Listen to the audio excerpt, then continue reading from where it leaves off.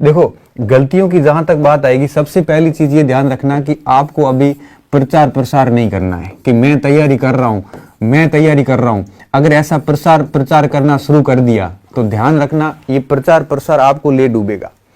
तो कभी भी दिमाग में 1% भी इस प्रचार प्रसार के बारे में नहीं सोचना है। बस अपने आप को गायब कर दो दुनिया से कि मैं तैयारी कर रहा हूं, मैं क्या कर रहा हूं, मैं क्या नहीं कर रहा हूं। किसी को कुछ नहीं बताना है, आप अपने आप को ही बताओ कि मैं प्रिपरेशन कर रहा हूं। एक गलती ये कर रहे हो आप, प्लीज ये मत करना, प्रचार प्रसार छोड़ दो, किसी को कुछ नहीं करना। तैयारियां हमेशा साइलेंट होती, परिणाम हमेशा प्रचार देता है। जितनी खामोशी से तैयारी करोगे ना, उतना परिणाम निकलेगा। और जितना आप जोरों शोरों से प्रचार करके तैयारी करोगे, उसका परिणाम आपको खामोश करेगा।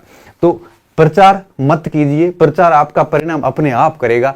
आप सिर्फ और सिर्फ खामोशी के साथ तैयारी कीजिए, धीर गंभीर होकर तैयारी कीजिए, और यही आपको मजा देगा। दूसरा, परिणाम के बारे में मत सोचिए।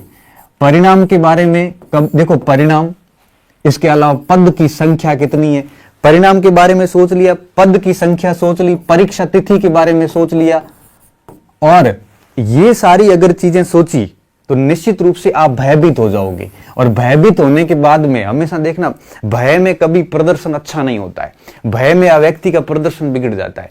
तो कभी भी परिणाम के बारे में नहीं सोचना है कि मेरा रीट का परिणाम क्या होगा, क्या नहीं होगा। तो ये परिणाम के बारे में छोड़िए, परिणाम के बारे में बिल्कुल नहीं सोचना आपको। बस आपका काम क्या है, मैं आगे बता रहा हूं।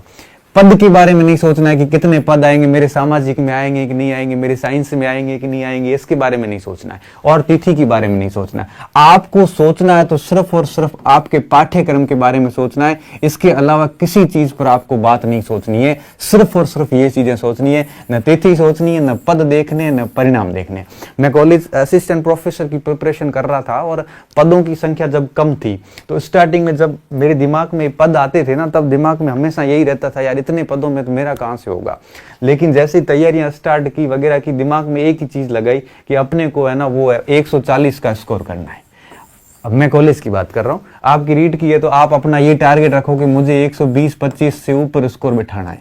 बस आप अपना टारगेट ये रखिए। आप ये मत रखिए कि पद कितने हैं या मेरा परिणाम क्या होगा, या मतलब तिथि कौन सी होगी, ये चीजें मत सोचिए। तो दूसरी गलती आप कहां करते हो, ये चीजें। जो मुझे बच्चा कहता ना कि सर मुझे भय लग रहा है भर्ती को लेके, मुझे मेरी धड़कनें बढ़ रही है, उसके पीछे सिर्फ एक ही कारण होता है कि उसने परिणाम के बारे में, पदों के बारे में, तिथियों के बारे में इतनी सारी चीजें सोच ली, अपने रिजल्ट से इतने सारी चीजें जोड़ दी कि दब गया वो, कि मेरा परिणाम आएगा, मैं ये करूंगा, वो करूंगा। क्यों फालतू ये दिवा स्वप्न देखते हो।